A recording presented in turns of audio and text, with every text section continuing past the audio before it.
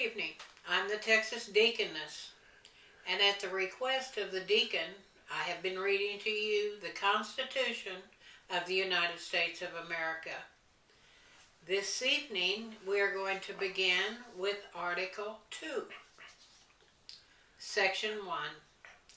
The executive power shall be vested in a President of the United States of America.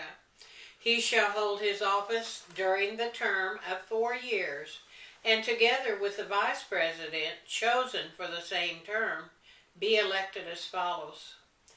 Each state shall appoint in such manner as the legislature thereof may direct a number of electors equal to the whole number of senators and representatives to which the state be entitled in the Congress. But no senator or representative or person holding an office of trust or profit under the United States shall be appointed elector. The electors shall meet in their respective states and vote by ballot for 2 persons, of whom one at least shall not be an inhabitant of the same state with themselves.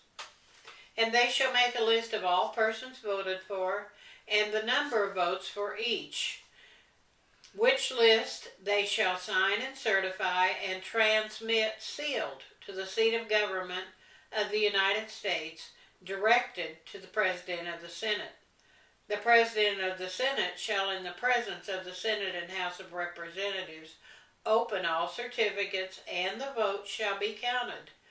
The person having the greatest number of votes shall be the President, if such number be a majority of the whole number of electors appointed, and if there be more than one who have such majority and have equal number of votes, then the House of Representatives shall immediately choose by ballot one of them for President. And if no person have a majority, then from the 5 highest on the list, the said House shall in like manner choose the President. But in choosing the President, the vote shall be taken by states, the representative from each state having 1 vote. A quorum for this person shall consist of a member or members from 2/3 of the states, and a majority of all states shall be necessary to be a choice.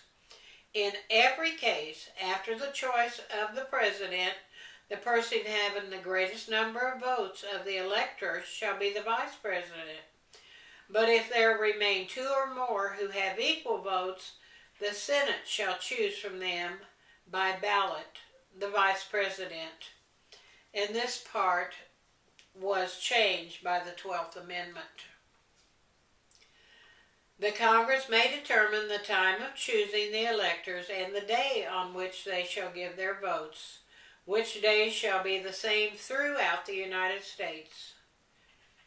No person except a natural born or citizen of the United States at the time of the adoption of this Constitution shall be eligible to the office of President.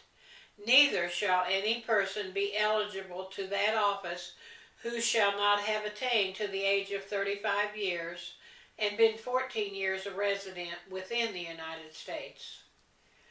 In the case for the removal of the President from office, or his death, resignation, or inability to discharge the powers and duties of said office, the same shall devolve on the Vice President, and the Congress may by law provide for the case of removal, death, resignation, or inability, both of the President and Vice President, declaring what officer shall then act as President, and such officer shall act accordingly until the disability removed or a new President be elected. And that was changed by the 25th Amendment.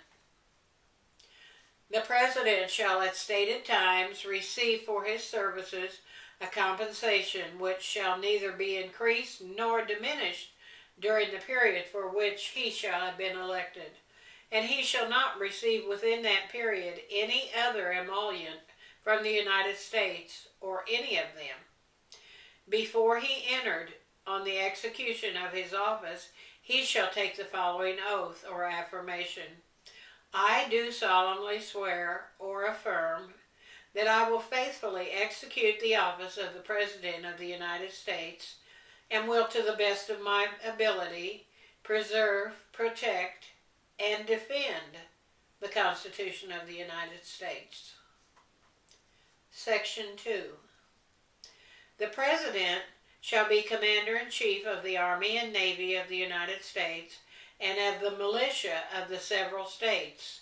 When called into the actual service of the United States, he may require the opinion in writing of the principal officer in each of the executive departments upon any subject relating to the duties of their respective offices, and he shall have power to grant reprieves and pardons for offenses against the United States, except in cases of impeachment.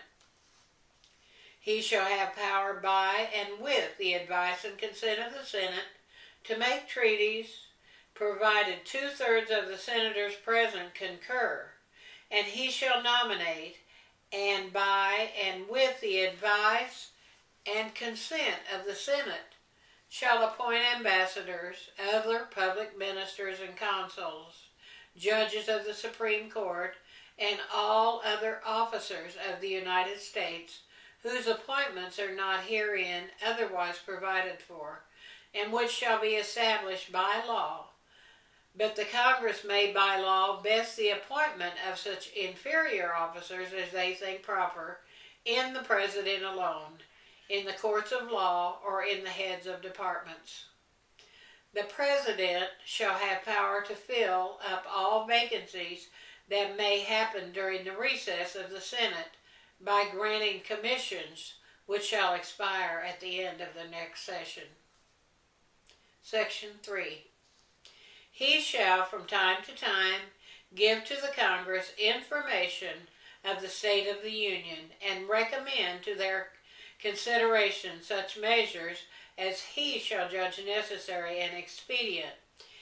He may on extraordinary occasions convene both houses or either of them, and in the case of disagreement between them with respect to the time of adjournment, he may adjourn them to such time as he think proper. He shall receive ambassadors and other public ministers. He shall take care that the laws be faithfully executed, and shall commission all officers of the United States. Section 4.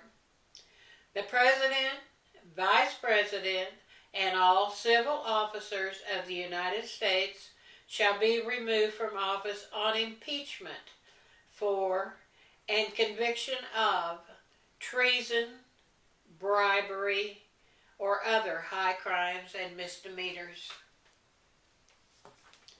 Thank you for joining me for this lesson. On our next session, we will begin with Article 3.